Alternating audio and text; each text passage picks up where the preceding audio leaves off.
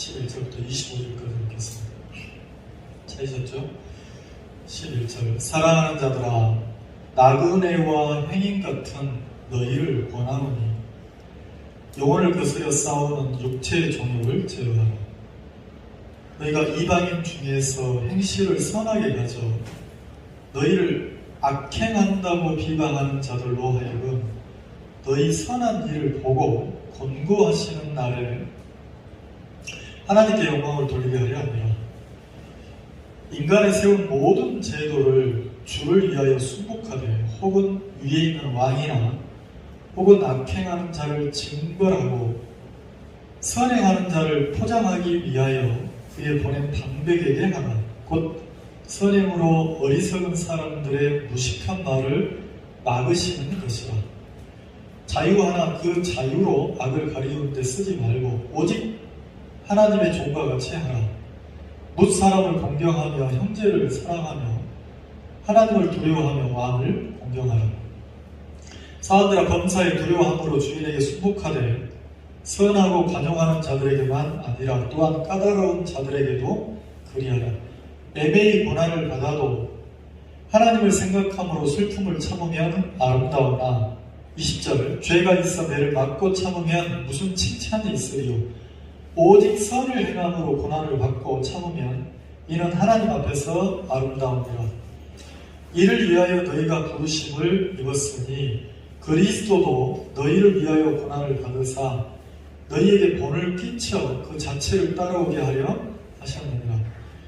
22절. 저는 죄를 범치 아니하시고 그 입에 괴사도 없으시며 욕을 받으시되 대신 욕하지 아니하시고 고난을 받으시되 위협하지 아니하시고 오직 공의로 심판하시는 자에게 부탁하시며. 자, 24절 같이 읽겠습니다. 시작.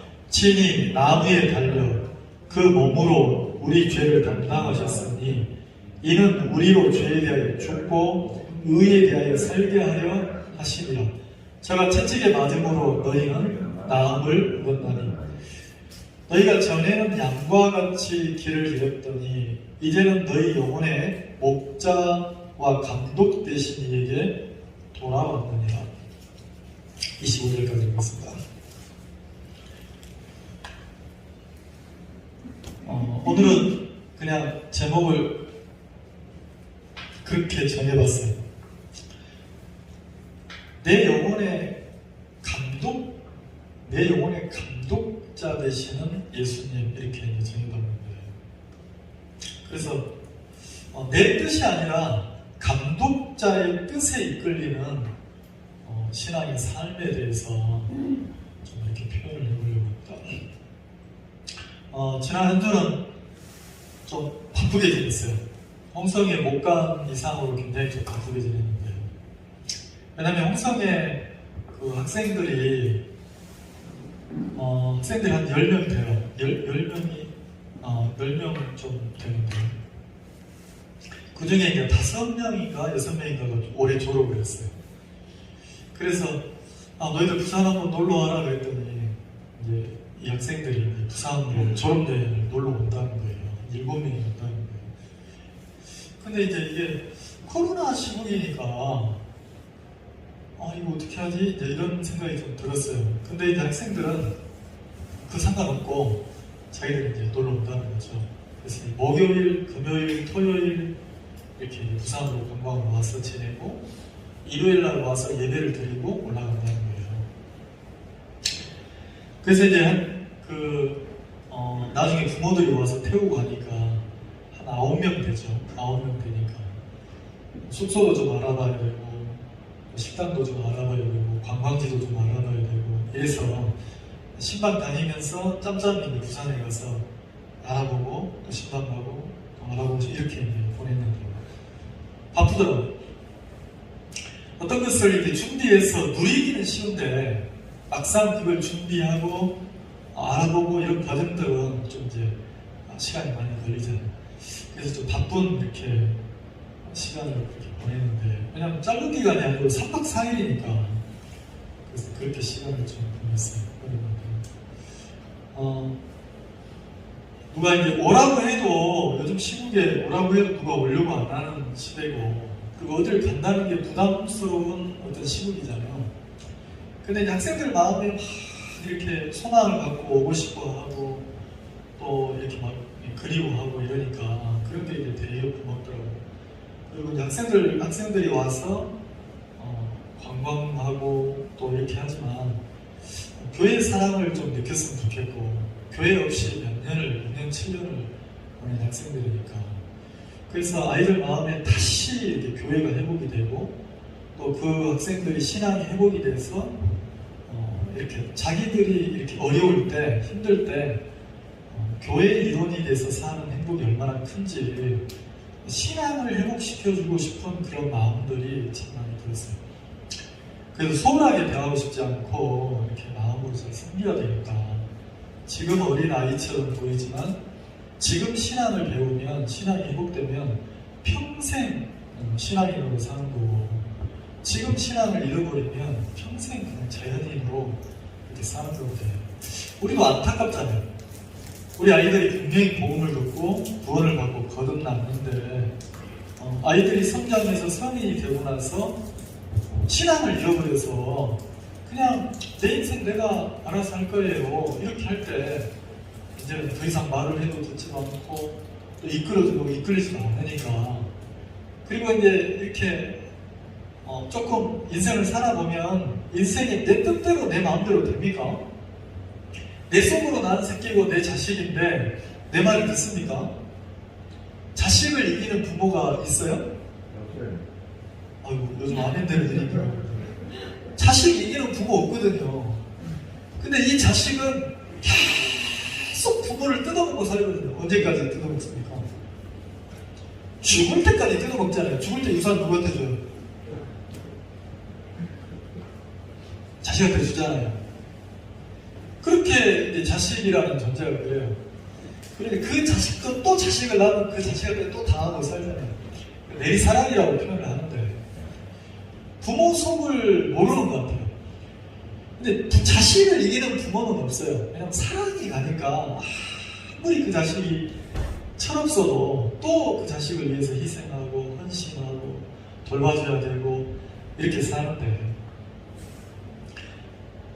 이렇게 신앙을 가지고 이렇게 인생을 살아가는 어떤 신앙인의 삶을 사는 것처럼 아름다움이 없는 것 같아요.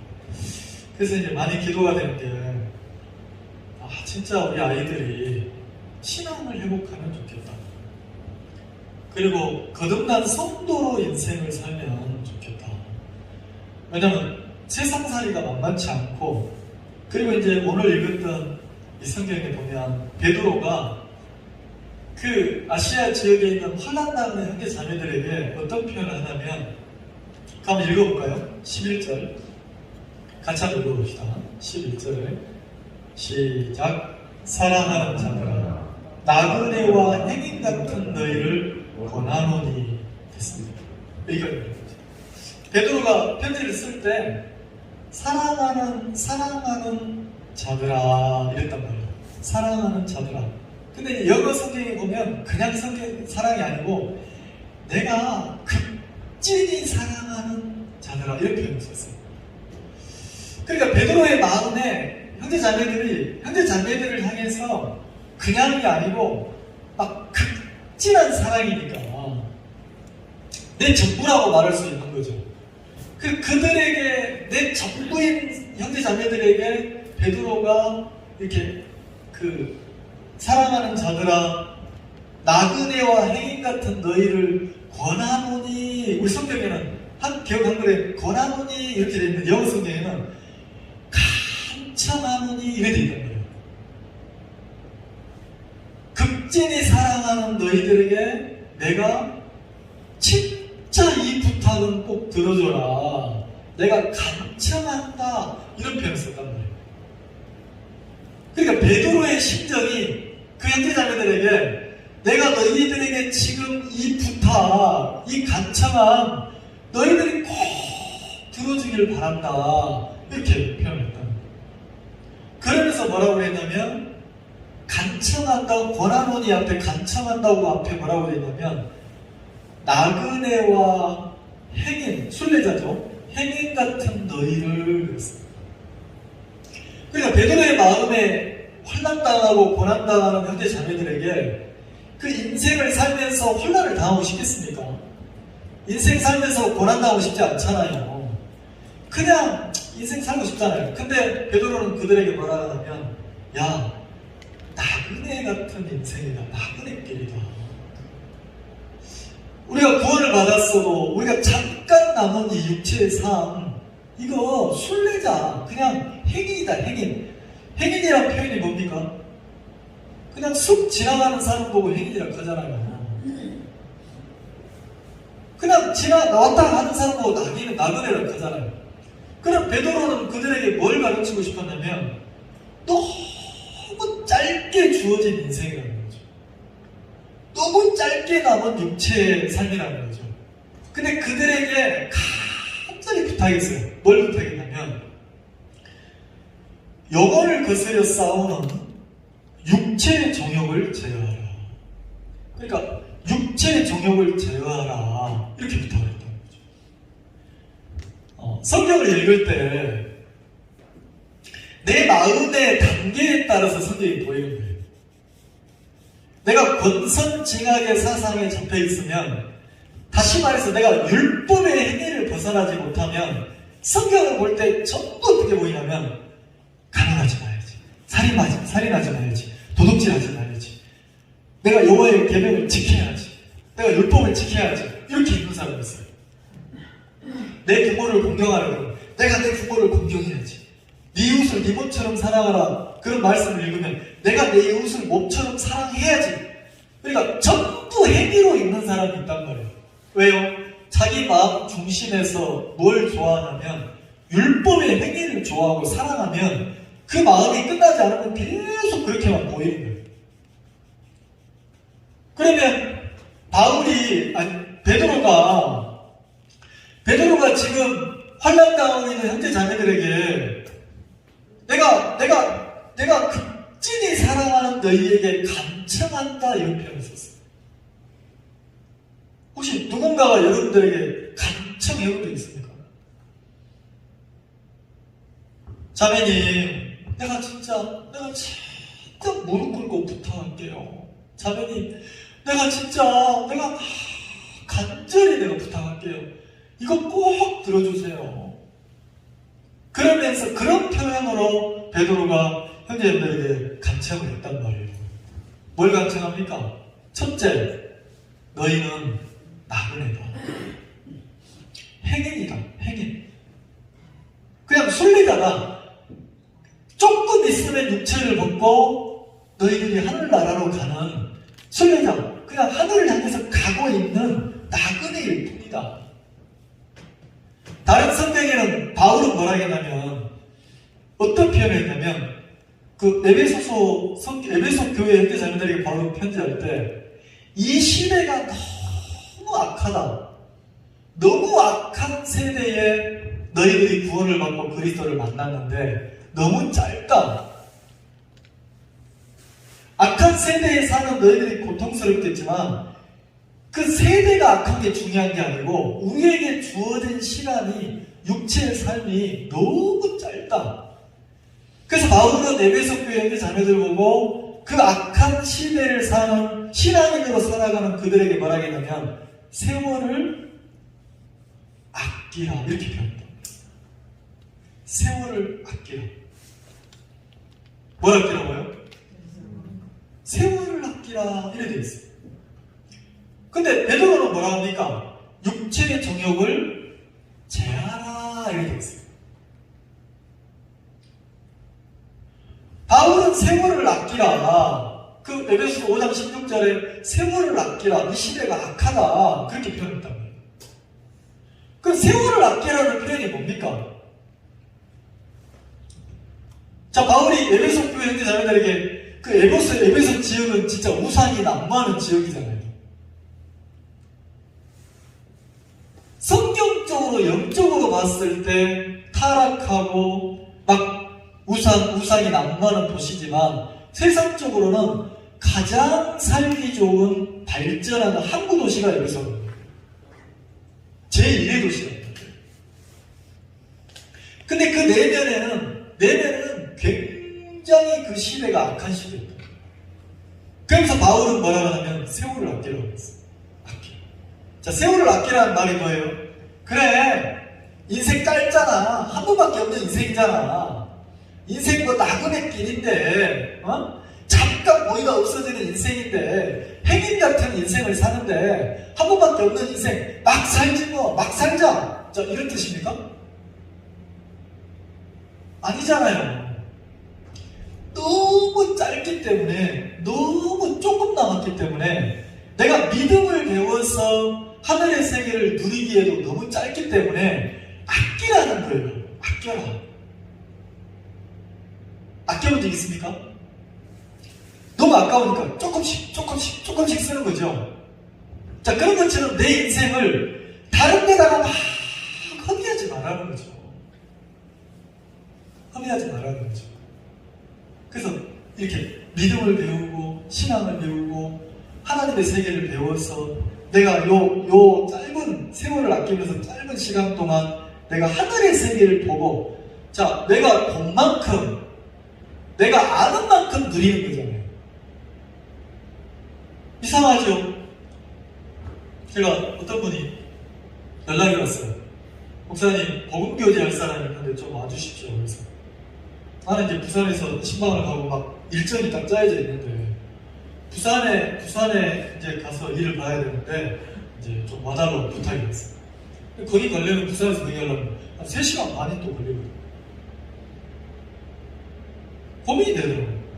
이 일정이 있는데 이걸 뒤로 또 가야 되나? 근데 복음 전해달라는데 또 안 갈 수가 있잖아요. 복음 전도자가. 그래서 내가 스케줄을 좀 조정하고 그렇게 하겠다고. 그래, 스케줄을 조정해서 일 하나 벌벌 뒤로 미루고 이제 갔어요.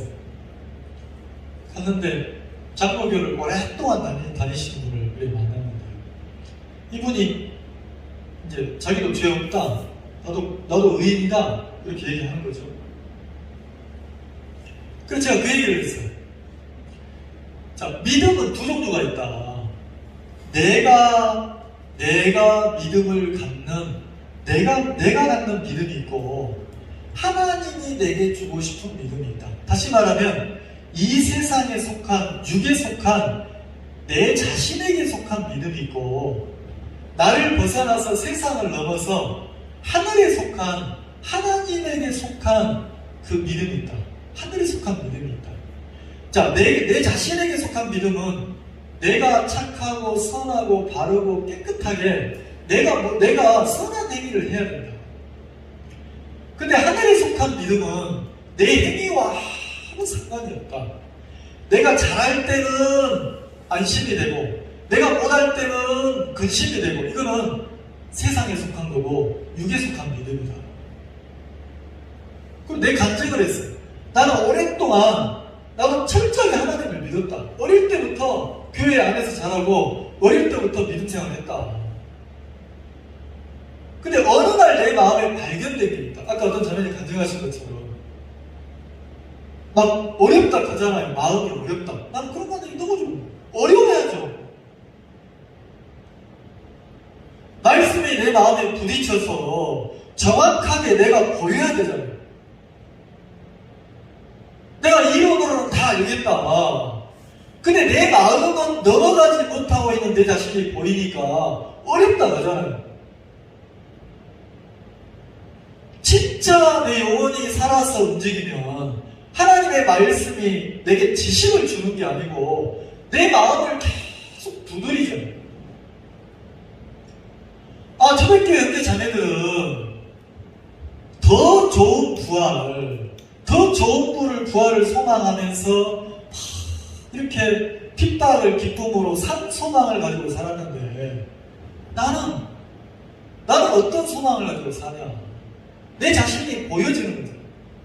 그러면 점점 이렇게 세월을 아껴야 될 만큼, 자, 언제 아낍니까? 풍족할 때 아낍니까? 조금 남았을 때 아낍니까?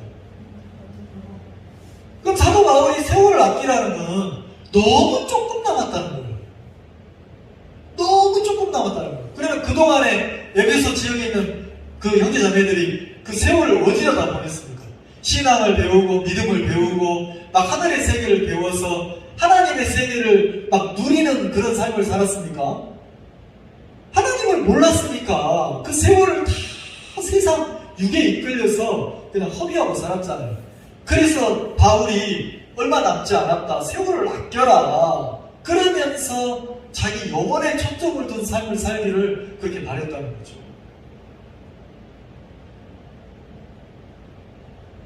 진짜 내가 어렵다, 어려워야죠. 그리고 뭐 해야 되냐면 그 어려움을 가지고 하나님께 가보고 또 교제해보고 마음을 배워보고, 그래서 내가 보이지 않았던 마음의 세계가 하나 딱 보이면, 보이지 않았던 세계가 보이면 그 세계가 누구 것이 됩니까? 내 것이 되는 거예요. 너무 수준이 낮잖아요. 너무 우리가 막 신앙의 수준이 너무 낮을 거예요. 1년 전에도 누구 때문에 괴로워합니까? 1년 전에도 누구 때문에요? 너 때문에. 지금도 누구 때문에? 아버지 때문에. 우리는 전부 다 남 때문에 괴로워하고 남 때문에 힘들어하고 남 때문에. 아니에요. 조금 더 들어가 보면 남을 문제 삼고 있는 내 마음을 한번 봐야 돼요. 형태를 문제 삼고 있는 내 자신에 대한 존재를 한번 봐야 됩니다. 처음에는 몰라요. 왜 남 때문이라고 합니까? 내 속에 찾아오는 생각이 누구라고 생각합니까? 내 생각이고 내 마음이라고 생각을 하는 거예요. 근데 조금 신앙의 단계가 조금 깊어지면, 많이도 말고 조금 깊어지면 내 속에 찾아오는 생각이 내 생각이 아니라는 걸 봐요. 전에 나를 찾아와서 괴롭게 하는 또 왔네? 진짜 같네? 진짜 나갔네? 이 생각이 자꾸 누구를 문제 삼아요? 나를 문제 삼습니까? 다른 사람을 문제 삼습니까? 남을 막 문제 삼는 거예요. 다른 사람. 누구 때문에, 누구 때문에, 누구 때문에. 근데 그놈의 정체를 보면 나라고 하는 내 마음이라고 하는데 아니에요. 어떤 놈이 넣어준 거예요. 근데 그놈의 정체를 모르니까 또 섞고 계속 이런단 말이에요. 제가 그 아주머니를 이렇게 상담하면서 제가 그렇게 얘기했어요. 아주머니, 십자가에 예수님이 우리 죄를 위해 죽었다는 거 저 주일학교 다닐 때 알았습니다. 3일 만에 예수님이 부활했다는 거 주일학교 다닐 때 윤영도 시절에 다 알았습니다. 문제는 십자가에 예수님이 우리를 위해 죽었다는 거 머리로는 아는데 내 마음에는 죄가 끝나지 않는 시절이 있었습니다. 내 자신이 해결되지 않아서 막 고통스러울 때가 있었습니다. 아주머니 마음 이야기를 해보세요. 자기도 이 풀리지 않는 자기 때문에 답답하다는 거죠. 힘들다는 거죠. 그러면서 제가 그 얘기를 했어요. 자, 하나님 안에 있는 믿음을 내가 가지면 하나님과 내가 아무런 문제가 되지 않는 세계로 들어간다. 하나님 앞에서 내가 문제가 된다는 것은 하늘에 속한 믿음이 내게 오지 않아서 그렇다. 그래서 나중에 복음을 쭉 풀어 전해드리니까 복음을 좀 받아들이시죠. 정확하게 하나님의 말씀이 내 마음에 만나지고 보여지면 그 말씀 속에 있는 하나님의 세계가 누구 것이 되냐면 내 것이 됩니다. 내 것이. 내가 보여진 만큼 그 세계를 누리고 삽니다. 이상하죠? 어떤 사람이 공원 벤치에 앉아있었어요. 공원 벤치에 앉아서 그냥 하루 종일 움직이지 않고 뭘 생각을 하는 거예요. 근데 시간이 막 지나가지고 공원 문을 닫을 시간이 된 거죠. 그래서 공원지기가 자 선생님 선생님 누구십니까? 누군데 여기에 계속 앉아 계십니까? 당신 누굽니까? 이렇게 물으니까 그 사람이 내가 누구냐고요? 나도 지금 그 생각을 하고 있습니다. 내가 누구지? 그러니까 이렇게 고모지기가 뭐 이상한 대답을 하니까 아니 어디서 왔냐고요? 어디서 왔냐고요? 내가 지금 그걸 몰라서 내가 지금 그 생각하고 있다고. 내가 누구지? 내가 어디서 왔지? 아니 그런 얘기 그만하시고 빨리 가세요. 이제 돌아가세요.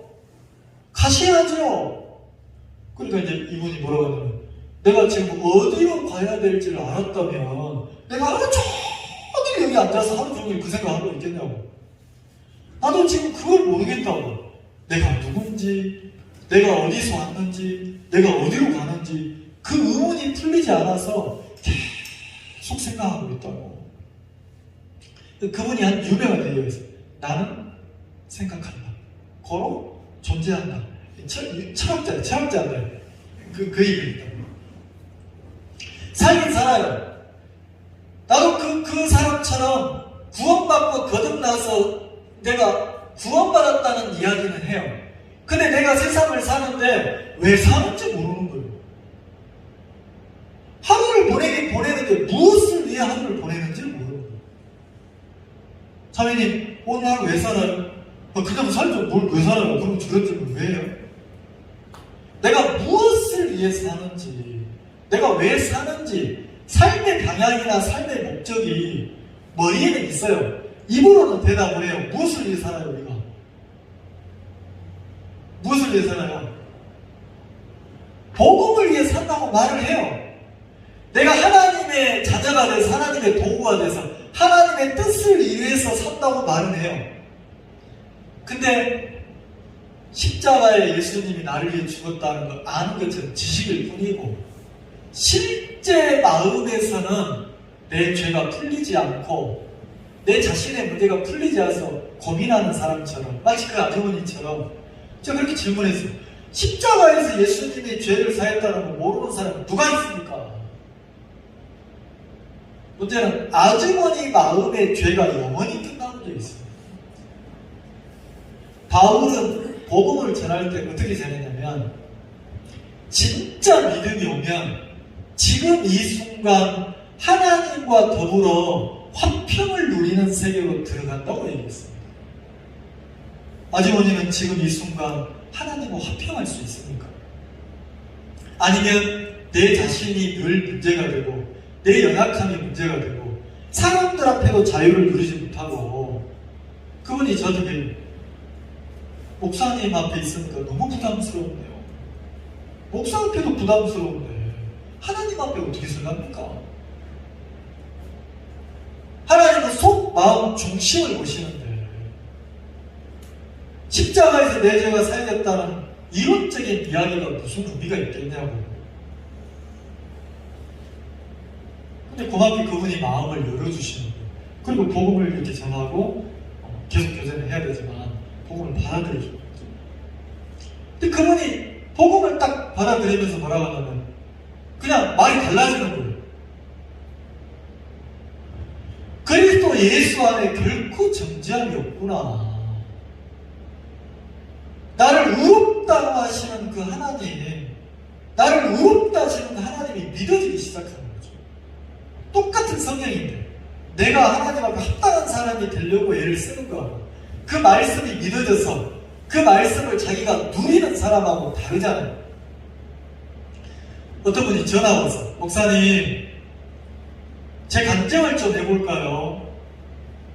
나는요 늘 내 자신 말고 내가 다른 사람을 먼저 남들을 먼저 생각하면서 나를 챙기지 못했어요. 근데 제가 그렇게 사는 게 어리석다는 생각이 들어서 제가 이제 나도요 내가 내 자신을 기쁘게 하는 삶을 살려고 나를 위한 삶을 살려고 합니다. 그럼 제가 다시 질문을 했어요. 그러면 어떻게 하면, 어떻게 살아야 당신 마음에 기쁨이 옵니까? 머리로는 아는 거죠. 내가 내 자신을 위해, 내 자신의 기쁨을 위해 살아야 된다는 건 알아요. 근데 어떻게 살아야 내 자신이 기쁜지는 모르는 거예요. 그냥 자기가 느껴지는 대로만 생각을 하시겠죠. 근데 내 자신을 위해서, 내가 나를 위해서 시간을 쓰고, 나를 위해서 물질을 쓰고, 나를 위해서 막 살면 행복해지겠죠. 그래서 제가 그분한테 전도서 이야기를 했어요. 자, 전도서 2장을 한번 봅시다. 20절. 950페이지입니다. 제 성경은. 전도서 2장 20절. 이러므로 내가 해 아래에서 수고한 모든 수고에 대하여, 자, 전도자가 그렇게 말을 했어요. 이러므로 내가 해 아래에서 수고한 모든 수고에 대하여, 이렇게 표현합니다. 자, 자기가 해 아래에서 수고한 모든 수고에 대한 결론을 내렸다는 거죠. 근데 자, 1장으로 넘어가 보겠습니다. 1장으로 넘어가 보면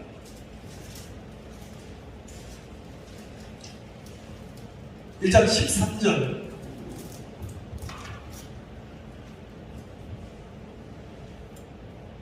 마음을 다하며 지혜를 써서 하늘 아래서 행하는 모든 일을 궁구하여 살핀즉 그랬어요. 자, 1장에는 자, 솔로몬이 마음을 다하고 지혜를 써서 하늘 아래서 행하는 모든 일을 살피고 있죠. 근데 2장에는 살피고 난 결론이 나와 있어요. 2장 20절에는 내가 해 아래서 수고한 모든 수고에 대하여 도리어 마음으로 뭐 한다고요? 마음으로 실망케 하였도다 그랬어요. 자, 사람이, 솔로몬이 보니까 사람들이 아주 인생을 살면서 어떻게 사냐면 하루 해가 떠 올라오면 부지런하게 일어나더란 말이에요. 그리고 하루 해가 떠 올라오면 마음을 쓰더라는 거죠. 그 대충 사는 게 아니고 마음을 써서 자기를 위해서 막 열심히 살더라는 거예요. 그리고 하루를 시작하면서, 하루가 떠올라면 하루를 시작하면서 어쨌든 하루라고 하는 인생을 살면서 지혜를 써서 누구를 위해서 지혜를 씁니까? 하루를 살면서 주인공이 누구예요? 자, 남을 위해서 마음을 씁니까? 자기 자신을 위해서 마음을 씁니까? 내가 행복해지고, 내가 기쁘고, 내가 복된 사람이 되려고, 내가 행복한 사람이 되려고 내가 마음을 쓰고 지혜를 써서 지혜롭게 누구 인생을 막 씁니까? 마음을 다 해서 누구 인생을 삽니까? 자기 인생을 살더라고요. 근데 한결같이 자기를 위해서 막 마음을 쏟고 사는데 그 결과를 보니까 자, 2장 20절에 이러므로 내가 해 아래에서 수고한 모든 수고, 해 아래에서 수고한 모든 수고, 하루 해가 또 올라오고 인생을 말하는 거예요. 자, 누구를 위한 수고입니까? 내 자신을 위한 수고인데, 내 자신을 위한 수고, 마음을 다하고 지혜를 써서 이렇게 살면 행복하겠지, 그런 생각을 한다는 거죠. 근데 솔로몬은 뭐라 합니까? 내가 마음을 쓰고 지혜를 썼는데 누구에게 실망을 줘요? 도리어 무엇으로 실망케 돼요? 뭘 그렇게 안 살아본 사람처럼 어렵게 생각해요. 자, 우리가 나를 돌아보면 누구를 위해서 인생을, 초점이 누굽니까? 자, 머리에서는 복을 위해 그거 말고, 머리에 있는 거 말고 실제 마음에서 누구를 위해 인생을 살아요? 자, 신앙도 누구를 위해서 해요? 내 자신을 위해서. 그래서 다른 사람 말고 하루를 살면서 나를 위해서 막 마음을 쏟죠. 그리고 하루를 살면서 내가 손해보려고 합니까? 손해 안 보려고 합니까? 막 손익계산을 철저히 하잖아요. 내가 손해보거나 내가 피해보거나 절대 그래 안 하려고 막 계산하는 나를 본 적 있습니까? 근데 그렇게 사는데 누구를 실망케 하냐면, 그렇게 사는데 솔로몬은 뭐라고 하냐면 마음으로 실망케 하였도다 그랬어요. 누구 마음에 실망을 준다는 겁니까? 분명히 내가 마음을 쏟고, 그 다음 21절 봅시다. 같이 읽어봅시다. 시작. 어떤 사람은 그 지혜와 지식과 재주를 써서 수고하였어요. 그 얻은 것은 수고하지 아니한 자에게 업으로 끼치리니 이것도 헛된 것이라. 어떤 사람은 지혜와 지식과 재주를 써서, 이걸 말하면 혼신의 힘을 다해서 이런 소리예요. 내가 할 수 있는 대로 다 해서 하루를 산다는 거죠. 근데 그렇게 수고하였는데 그것이 자기에게 기쁨을 주는 게 아니고, 고생은 죽도록 내가 하고 고생한 대가의 결론은 누가 가져가는 거예요? 자, 수고하지 아니한 자에게 가버린다는 거죠. 이걸 속담으로 제주는 누가 부리고? 제주는 누가 부리고? 곰이 부리고. 돈을 챙기는 건 누가 챙기고? 주인이 챙겨가잖아요. 내가 막 지혜롭게, 내가 혼신의 힘을 다해서 내가 막 이렇게 했어요. 분명히 하루 종일 수고를 했어요. 근데 그 수고가 내게 기쁨으로 돌아옵니까? 그 수고가 내게 행복으로 돌아옵니까? 목사님, 저는요 이제 내 자신을 기쁘게 하는 삶을 살려고요. 좋아요. 나도 그분이 기쁘게 사는 걸 내가 기도하고 있으니까. 근데 내가 다시 물었어요. 그러면 당신이 진짜 기쁘게 살려면 어떻게 살아야 됩니까? 이제 내가 나를 위해서 시간을 쓰고, 내가 나를 위해서 마음을 쏟고, 내가 내 중심으로 살면 되겠죠. 성경은 뭐라고 합니까? 내가 마음을 다하고 지혜를 써서 내가 나를 위해서 막 살면 행복하다 합니까? 헛되다 하는 거예요. 자, 그러면서 봅시다. 22절. 사람이 해 아래에서 수고하는 모든 수고와, 사람이 해 아래에서 수고하는 모든 수고와, 자, 누구를 위해 수고합니까? 내 자신을 위해서. 마음에 애쓰는 것으로, 마음에 애를 써요. 이 마음이라는 놈이 내가 시키지도 않는데 얼마나 나를 위해 주는지 몰라요. 이 마음이라는 놈이 하는 소리 들어봤습니까? 그 멀리까지 가면 아이고 미쳤다. 누구를 위하는 것 같아요? 그 소리 들으면 망해요. 가야 돼요. 제가 그분이 저보고 복음 좀 전해주시고 그러는데, 나도 막 내 마음이라는 막 계산을 하는 거야. 너 지금 바쁘잖아. 너 스케줄이 있잖아. 이미 못 간다 그래. 그럼 그 막 3시간을 달려가고 왔다 갔다 6시간인데 왔다 갔다만 6시간이에요. 그 상담하고 이러면 반나절이 다 가는데, 그럼 마음이 또 뭐라고 하는지 아세요? 너 그럼 갔다 오면 너 거기서 뭐 기름값이나 주나? 그럼 뭐하러 가는데? 손익 계산하면서 나를 막 이해해주는 놈 있잖아요. 누가 이해해줍니까? 내 마음이라면 나를 이해하는 척 막 한단 말이에요. 근데 그 소리를 듣고 그냥 삶을 그 소리를 듣고 막 가는 거예요. 누가 이해해주니까? 내 마음이 나를 이해해주니까. 그래서 마음에 애쓰는 것으로 소득이 무엇이야 이랬는데, 소득이 무엇이야? 내가 그렇게 했는데 얻어지는 게 뭐냐는 거죠. 자, 23절. 일평생의 근심하며. 인생 전체를 통틀어서 하루하루는 마음을 다하고 수고하고 애썼어요. 근데 무엇이 얻어지냐 그랬고, 그 다음에 뭐라? 일평생, 인생 통틀어서. 23절에 일평생의 근심하며. 이상하죠. 내가 마음을 쓰고 수고해서 지혜롭게 나를 위해 살았으면 행복했다 이렇게 인생을 기록해야 되는데, 이거 뭐라고 기록했습니까? 일평생에 행복했으며 그랬습니까? 근심하며 그랬습니까? 누구 인생 같아요? 누구 인생 같아요? 저 사람 인생 같아요? 꼭 이렇게 내 인생 같잖아요. 일평생에 근심하며 수고하는 것이 무엇뿐이라? 슬픔뿐이라. 꼭 누구 갖는 거죠? 슬픔뿐이라. 아이고, 이걸 이제 우리식으로 말하면, 아이고, 내 팔자가. 팔자가, 어째 남자를 만나도 꼭 누구를 만났어? 세상에 좋은 남자가 하는 것 같은데, 내 남자는 뭐 같아요? 나를 뭐 하는 사람 같아요? 내 인생을 망치고 괴롭히는 사람 같은 거예요. 견적 같은 남자를 만나가지고 내 인생이 왜 그런지 모르겠는 거예요. 그러니까 일평생에 근심하며 수고하는 것이 슬픔뿐이라. 한평생 사는데 뭐만 남는다고요? 슬픔뿐이라는 거죠. 그 다음에 뭐라 했습니까? 그 마음이 밤에도 쉬지 못하나니. 참 기가 막히죠. 일을 했으면 밤에는 뭐 해야 돼요? 밤에는 자야 되는데 몸뚱아리는 자는데 마음은 밤에도 쉬어요, 못 쉬어요? 뭐 한다고 못 쉽니까?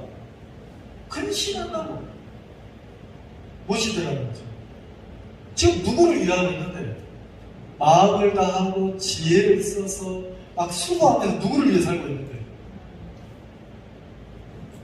사람들이 그런 얘기하잖아요. 생각이 한 단계 깊게 들어가지 못하니까 야, 저 사람 성공했어. 이제 살만해. 형편이 좋아진 거예요. 집 없다가 집이 생긴 거예요. 조금 사업이 확장된 것 뿐이에요. 마음이 행복해졌어요. 옛날보다 지금이 훨씬 잘 살아요. 어릴 때 내 어릴 때지만 내 어릴 때 그 신발을 뭐 신어요? 검정고무신 신었어요. 검정고무신이 아까워서 학교 갈 때 양손에 들고 책보 메고 맨발로 뛰어다녔어요. 무슨 6.25 때 일을 하니까 내 나이가 어디 제 이야기라는 거예요. 그럼 그 검정고무신을 다 떨어지면 아버지가 구멍을 내가지고 꾸며줘요, 이렇게. 그게 너무 창피한 거예요. 그래서 새 고무신을 사달라 하는데 안 사주는 거죠. 그럼 어떻게 하냐면 일부러 그 모래바닥에다가 계속 고무신을 발을 문지르는 거예요. 그러면 이제 그 고무가 달면 간질간질 하다가 구멍이 뻥 나거든요. 그럼 아버지 신발 떨어졌어요. 물 들어와요. 그럼 사주거든요. 그럼 새 고무신, 내랑 검정색인데 새 고무신을 하나 봤잖아요. 그럼 너무 행복한 거예요. 그래서 그걸 아끼고 막 닦고 막 이랬던 기억이 나거든요. 검정고무신 닦아봤자 검정색인 거예요.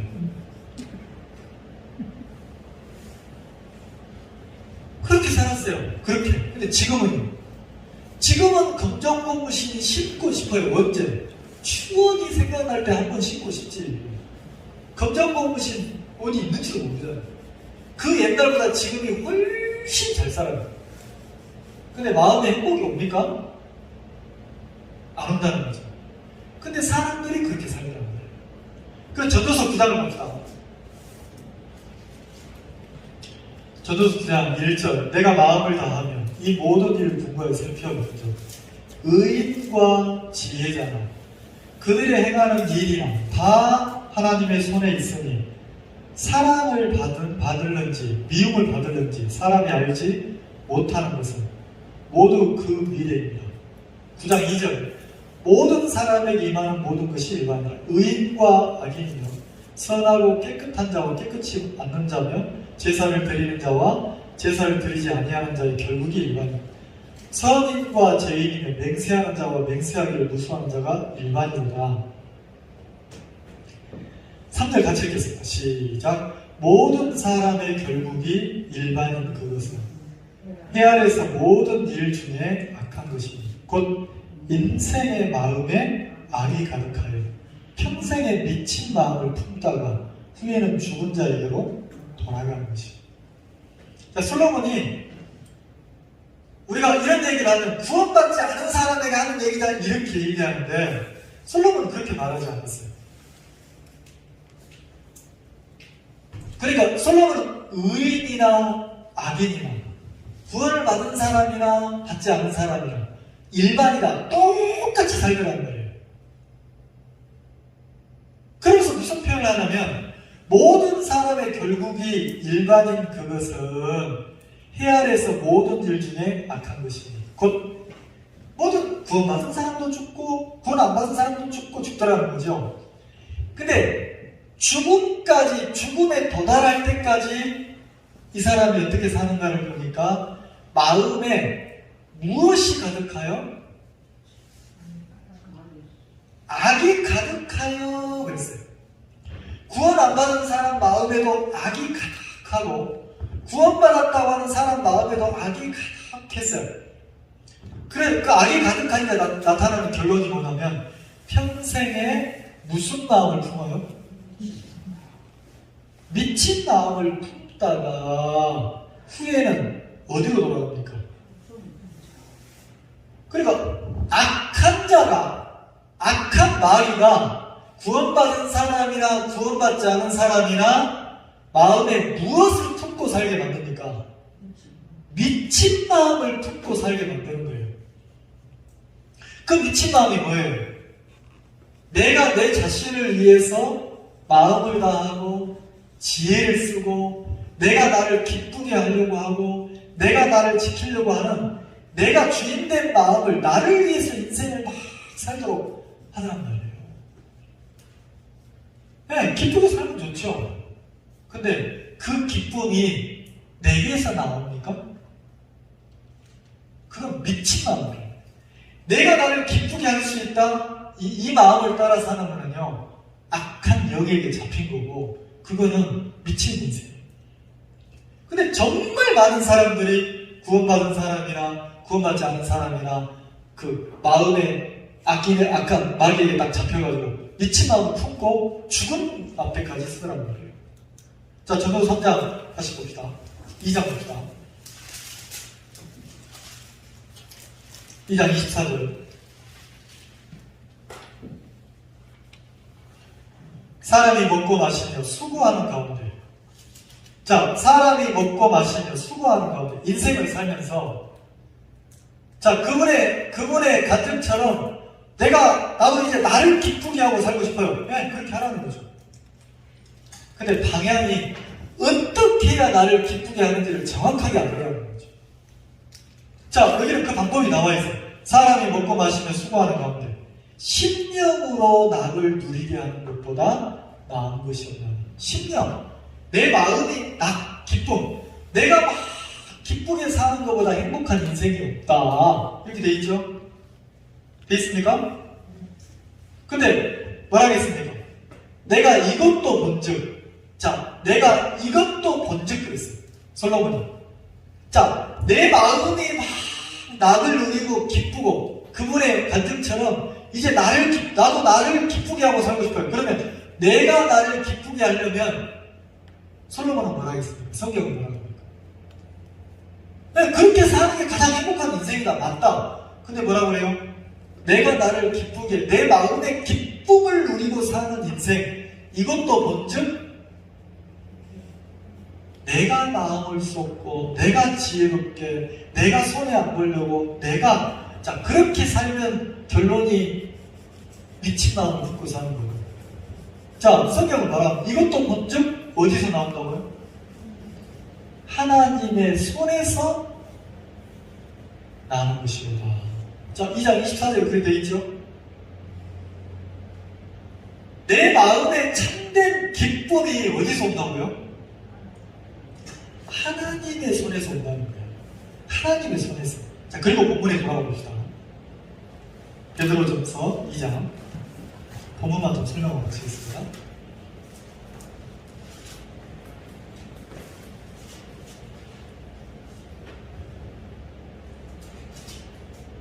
자, 베드로도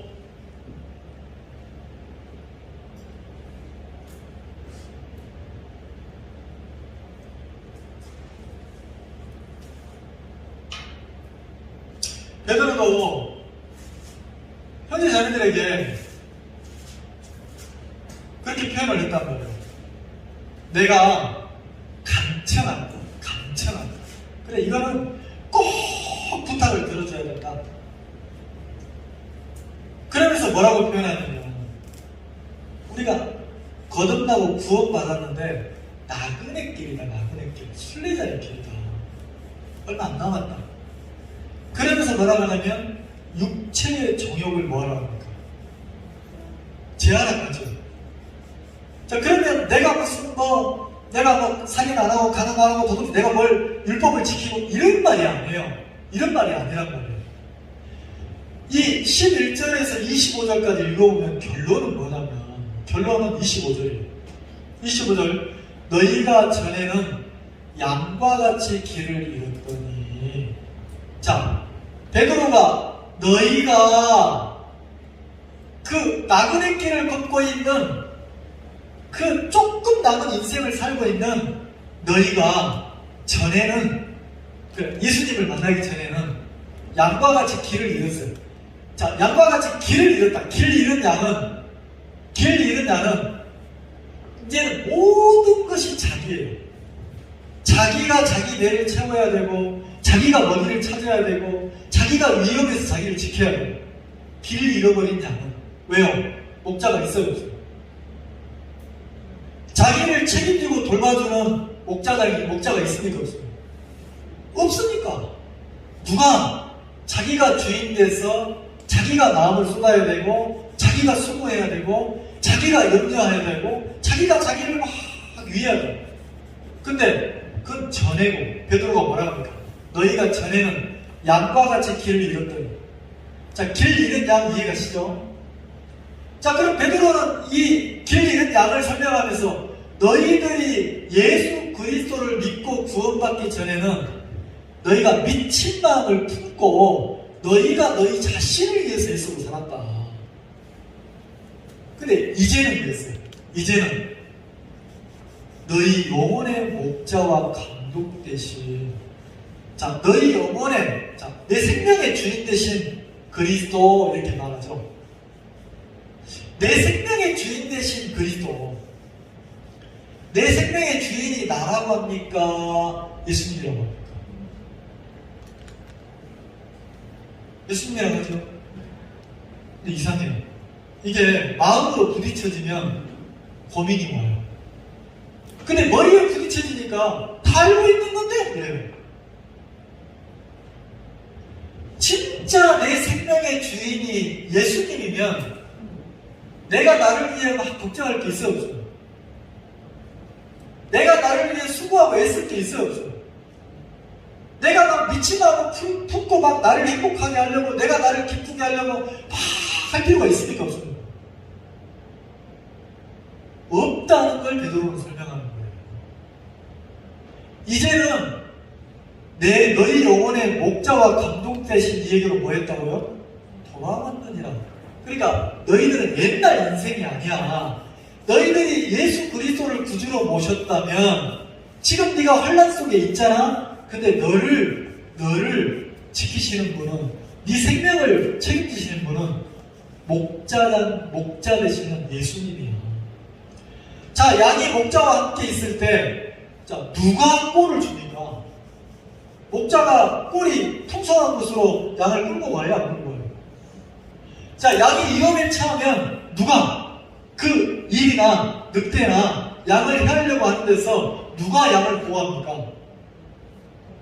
목자가. 맞죠? 근데 우리는 내가 외로울 때 누가 그 외로움에서 나를 건져내야 됩니까? 내가 공부하고 힘들 때 그 힘듦에서 누가 나를 건져내야 됩니까? 내 삶이 지치고 너무 어려울 때 누가 거기서 벗어나야 됩니까? 누가요? 내가. 그래서 우리는 언제 교회를 나옵니까? 내가 기쁘고 좋을 때 교회를 나와요. 내가 외롭고 힘들고 어려울 때는 어떻게 합니까? 교회를 나옵니까? 교회를 안 나옵니까? 교회를 떠납니까? 안 떠납니까? 그러니까 껍데기만 교회를 나오지 실제 자기 영혼의 주인 되시는 목자장이 없는 거예요. 있는데 차가 안 있는 거예요. 있는데 악한 마귀를 속아가지고 미친 마음이 끌려가는 거예요. 이걸 이해 가세요? 베드로가 그걸 설명한단 말이에요. 지금 막 환난 당하고 네로가 그 정부에서 건난 그리스도인들을 마녀 사냥하고 잡아 죽이고 있잖아요. 근데 베드로가 간청했단 말이에요. 육체의 정욕을 제하라. 자, 그 말이 무슨 이렇게 율법을 지켜라 그 소리가 아니고 너희의 목자장 되시는 예수님이 너희 속에 계신다. 그걸 설명했어요. 자, 그럼 보세요. 자, 20절. 죄가 있어 매를 맞고 참으면 무슨 칭찬이 있으리요? 오직 선을 행함으로 고난을 받고 참으면 이는 하나님 앞에 아름다우니라. 오직 선을 행하고 고난을 참으면 신앙인의 걸음이죠. 그러면서 뭐라 합니까? 21절. 이를 위하여, 자, 너희들이 신앙인으로 한 발 한 발 인생을 살기 위하여 그리스도도 너희를 위하여 고난을 받으사 너희에게 본을 끼쳐. 자, 어떻게 살아가는 게 신앙인이고 그리스도인지를 그리스도가 먼저 본을 보였다고요? 끼쳤다. 그럼 어떻게 본을 끼쳤냐? 그 자체를 따라오게 하려 아니라 이랬어요. 그 자체를 따라오게 하려. 그러니까 내가 막 각오하고 이렇게 해서 신앙을 하는 게 아니고 자세히 살펴봐야 되는 거예요. 예수님이 어떻게 사셨지? 예수님이 어떤 본을 보였지? 이걸 살펴봐야 되는 거죠. 자, 그러면 예수님은 이 땅에 오셔서 뭐라 하겠습니까? 예수님은 내가 하나님의 뜻을 행하러 왔다. 그 성경 읽어보신 적 있어요? 시간이 지나면 다 찾지 않겠습니다. 여러분 찾아보세요. 자, 그럼 예수님이 뭐라 하겠습니까? 나는 내 스스로, 자, 요한복음 5장에 나는 내 스스로 아무것도 할 수 있다 없다? 없다. 내 아버지가 행하는 것을 나도 행하고 내 아버지의 뜻을 따라서 내가 일을 한다. 나는 내 스스로 아무것도 하지 않는다. 그래, 예수님이 살아가는 모든 삶이 당신의 뜻이나 당신의 계획이나 당신의 마음에 의해서 움직였습니까? 아버지 하나님의 뜻에 의해서 예수님이 한 발 한 발 걸어갔습니까? 그렇게 예수님이 얘기했단 말이에요. 나는 내 뜻대로, 내 마음대로, 내 생각대로 사는 게 아니고 하나님의 뜻에 이끌려서 내가 아무것도 스스로 하지 않는 거예요. 그리고 본을 보였다는 거예요. 그럼 어떤 본을 보였습니까? 우리가 뭐 이렇게 그 행위적으로 생각하면 내가 고난을 당했으니까 너도 뭐 해라? 고난 당하는 사람은 무슨 고난도 있죠. 근데 예수님이 고난을 당할 때 애매히 고난을 당했습니까? 예수님이 고난을 당할 때 이유 없이 고난을 당했습니까? 예수님이 왜 고난을 당했죠?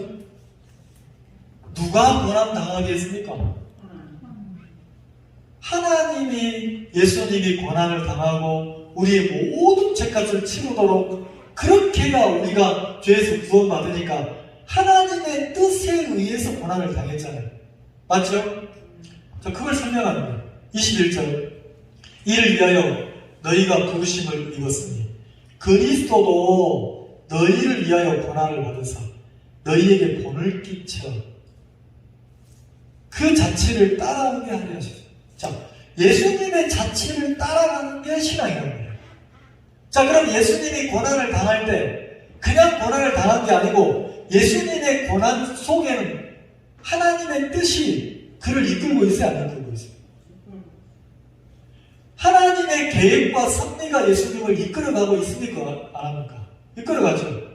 그렇게 예수님이 그렇게 하나님의 뜻이나 하나님의 계획이나 하나님의 섭리에 이끌려서 고난을 당했던 것처럼 그렇게 본을 보였으니까 자, 내가 이렇게 지금 이렇게 살았다 본을 보였죠. 그러면 예수님은 우리 보고 뭐라는 겁니까? 너희들도 하나님의 뜻과 하나님의 마음에 이끌려서 남은 때를 살아가야 된다. 그 소리잖아요. 이해가시죠? 자, 육체의 정욕을 제하라. 내가 나를 근육주의가 되라 그 말이 아니고 자, 내가 이미 내게 목자다, 주인이 생겼다는 거예요. 주인이 너희들을 이끌어간다는 거죠. 자, 그러면서 뭐라고 합니까? 23절, 22절, 저는 죄를 범치 아니하시고 그 입에 교사도 없으시면 23절, 욕을 받으시되 대신 욕하지 아니하시고. 자, 예수님이 고난받은 것을 기록했죠. 24절, 친히 나무에 달려 그 몸으로 우리 죄를 담당하셨습니다. 이는 우리로 죄에 대하여 죽고 의에 대하여 살게 하려 하십니다. 자, 예수님이 이걸 보여주면서 너희도 똑같이 고난을 당해야 되잖아, 그 얘기를 하는 겁니까? 자, 베드로가 그걸 설명하는 겁니까? 아니에요. 예수님이 십자가의 고난을 당하고 죽으신 것도 예수님으로 표현하면 예수님의 주인, 예수님의 목자자는 누구였습니까? 당신을 보내신 하나님이었던 거죠. 그러면서 마지막 결론을, 자, 25절 같이 읽고 가시죠. 시작. 너희가 전에는 양과 같이 길을 잃었더니 이제는 너희 영혼의 목자와 감독 되신 이에게로 뭐였다고요? 돌아왔다. 그럼 베드로가 간청하면서 베드로가 형제 자매들에게, 환난 속에 있는 형제 자매들에게 가르치고 싶은 게 뭡니까? 야, 너희는 나그네끼리야, 순례자야. 근데 그 짧은 인생 동안 너희들의 주인이 누구야? 예전에는 너희가 주인이었는데 이제 주인이, 내 생명의 주인이 내가 아니고 나를 구원하신 예수님이라는 거예요. 바뀌었다는 거죠. 그래서 내 영혼의 감독자이신 예수님의 뜻과 예수님의 마음과 예수님의 계획대로 나를 이끌어 가신다는 것을 가르치고 싶었다는 거죠. 내가 내 육체의 정욕을 막 내가 스스로 제하는 것은 종교생활이고, 내 속에 감독자 되신 예수님이 계셔서, 바울은 에베소서에서 에베소 교회 형제자매들을 기도할 때 하나님의 성령이 너희에게 임하고, 그리고 그 성령이 너희의 마음의 눈을 밝혀줘서 그리스도의 신령한 세계를 알게 하시기를 기도한다, 이렇게 기도했던 거예요. 누가 성도의 마음의 눈을 띄우기를 바랬습니까? 예수님. 성령이 눈을 띄워주기를 바랬어요. 성령이 그리스도의 세계를 보이기를 바랬어요. 그래서 신앙은요, 내 애씀이나 내 수고나 내 노력으로 막 하는 게 아니고, 내 속에 감독자 되시는 예수님이, 주님이 나를 당신의 뜻대로 이끌어 가심을 믿는 거예요. 그 주님의 인도를 받고 사는 게 신앙이에요. 그러면 우리가 한 주간을 보내면서 여러분, 지금 무슨 소리 들리죠? 바람 소리 들립니까? 저 소리가 크니까 다른 소리가 안 들리죠. 근데 오프기를 딱 끄면 또 다른 소리가 들려야 돼요. 들리죠? 문제는 내 속에 감독자 되시는 주님이 없는 게 아니고, 성령의 인도가 없는 게 아니고, 너무 센 거예요, 힘이. 우리는 신앙을 하고 안 하고 결정도 누가 해요?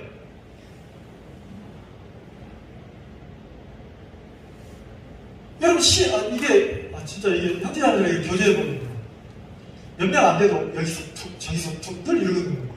근데 가서 만나보면, 목사님, 나 교회 안 가고. 신앙을 하고 안 하고를 누가 결정해요? 내가. 머리에서는 누가 주인공이에요? 내가 구원받아 주님이 주인이라고 해요. 실제 마음에서는 누가 주인공이에요? 교회를 나오고 안 나오고 누가 결정합니까? 내가. 내 마음에 조금만 안 들면 뭐 하고 싶어? 안 나오고 싶어. 내가 저 사람을 향해서 믿고 안 믿고를 누가 결정해? 내가. 한 번이라도 내 마음에 찾아온 생각을 가지고 주인한테 한번 가본 간증이 안 나오는 거예요. 주님, 내가 이 마음이 들었는데요. 주인님, 이 마음이 누구 마음입니까? 내 영혼의 감독자이신 예수님, 이 마음이 어디서 온 거죠? 그리고 그걸 한번 더 생각해보고 찾아가보고, 그래도 모르면 교제해보고, 이 마음을 악한 마귀가 넣었네. 그러면서 자기 마음이 주인 노릇하는 이게 찾아오는 생각을 탁탁 쳐내면서 자기 육을 제하고 한 발 한 발 걸어가는 게 신앙인데 너무 1차원적인 그 1차원적인 수준인 거예요. 생각 하나만 들어오면 어떻게 합니까? 그걸 얼른 받아들여가지고 그랬어? 진짜 그랬어? 그리고 막 교회고 신앙이 나와요 다 버리려고 하는 거예요. 내 마음대로 살려요. 내 뜻대로 살려요. 여러분 내 마음대로 내 뜻대로 살아서 불행한 거예요. 거듭난 그리스도인은 이제는 목자와 감독 되시는 일이 돌아왔다 하잖아요. 그럼 이제는 목자의 뜻과 감독의 계획에 내가 맡겨져야 돼요. 내가 축구 감독이에요. 이 선수를 필드에 넣고 안 넣고를 누가 결정합니까? 감독이 결정하죠. 감독이 야 들어가! 그러면 선수는 그만 두고 공격 들어가야 돼 안 들어가요? 모든 선수들은 감독이 무슨 말을 하는지를 집중해서 들으면서 경기를 해야 해요. 자기 마음대로 게임하는 사람 있어요? 없어요. 감독의 지시와 뜻을 따라서 필드에서 뛰는 거예요. 그게 선수예요. 정말 이해하십니까? 그러면 우리의 감독은 누구예요? 우리 감독은 누구예요? 우리의 감독은 예수님이에요. 그럼 적어도 내가 결정하고 내가 막 이렇게 결론을 내리지 말고 감독이신 예수님한테 좀 물어보자는 거죠. 그럼 그분이 뭐라고 하는지도 듣고 그분하고 자꾸 사귀어보자는 거죠. 그래서 신앙의 단계가 한 발 한 발 깊어지면 너희 육체의 정욕을 제하라. 내가 막 육체와 싸우고 제하는 게 아니고 감독이신 주님이 내 마음을 이끌어가면 세상도 이기고 여기 다 이기는 법을 기록해놨어요. 세상의 왕들도 이기고 그걸 막 거슬려서 싸우는 게 아니고 어떻게 이기는지를 감독 되신 주님이 이렇게 막 이끌어가는 거죠. 그래서 베드로는 그 영혼의 감독자이신 주인을 마음에 딱 부각시켜줘요. 왜? 그 감독에게 이끌릴 때 이 성도들이 환난도 이기고 자기도 이기고 육체의 정욕도 이기고 모든 것을 이기고 하늘의 세계를 누릴 수가 있다는 거죠. 그 감독을 잃어버리면 절대로 하늘의 세계를 누릴 수가 없다는 거죠. 기도하겠습니다. 너희는 전에는 양과 같이 길을 잃었더니 이제는 내 영혼의 목자장 되시는 또 주님에게로 돌아왔다고 베드로가 말을 하면서 그 환난을 이기고 자기 육체를 이기고 육체의 정욕을 제하며 신앙하는 삶의 모든 근원이 자기에게 있는 것이 아니고 주인 되시는 그리스도에게 있다고 베드로가 가르쳤던 것처럼 우리도 이 베드로 어떤 가르침처럼 내 자신을 돌아볼 때 내가 내 마음의 주인 되시는 예수님에게로 돌아가서 예수님의 뜻과 예수님의 계획에 이끌려서 그 감독의 지시와 뜻을 따라서 우리가 한 해 하루하루를 이렇게 가치 있게 살아갈 수 있도록 은혜를 입혀주시기 되길 바랍니다. 내 의지나 내 뜻으로 이 교회 안에 일원이 된 게 아니고 주님의 뜻과 계획이 나를 구원했고 또 주님의 뜻과 계획이 나를 이 교회 안에 주님의 몸의 한 일부가 되게 하셔서 교회의 일원이 되게 하셨는데 이 교회 안에서 주인 되시는 하나님의 뜻에 이끌려서 우리가 가장 기쁘고 복되고 아름답게 살아나갈 수 있도록 은혜를 입혀주시기 바랍니다. 사랑하는 형제 자매들을 한 분 한 분 기억해 주시옵소서. 또 코로나 때문에 함께하지 못하고 있는 지체들이 있고 또 홍성에도 많은 형제 자매들이 계시는데 하나님 그분들 한 분 한 분 주님이 기억하시고 그들의 마음의 주인이 되셔서 그들을 복되고 아름답고 행복하게 이끌어가 주시게 되길 바랍니다. 어느 누구 하나 자기가 주인 돼서 그리스도를 떠나고 교회를 떠나서 고통당하지 않도록 하나님이 은혜를 비워주시게 되기를 바랍니다. 예수님의 이름으로 기도를 드렸습니다.